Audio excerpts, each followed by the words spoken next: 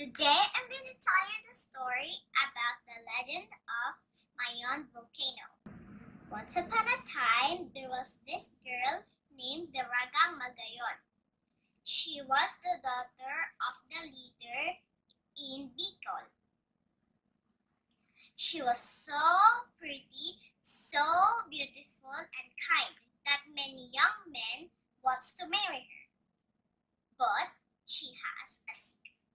Do you want to know what her secret? Her secret was she's in love with someone else.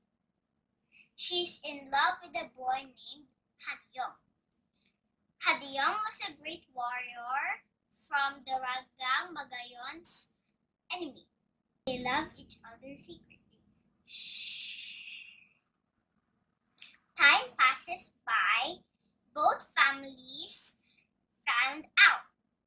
So they got furious and started a war. Since Hadiyong was a great warrior, he fought in the battle and died. When the news came to Daragang Magayon, her heart was broken, and she cried and cried every day until she got sick and died too. Then her family buried her.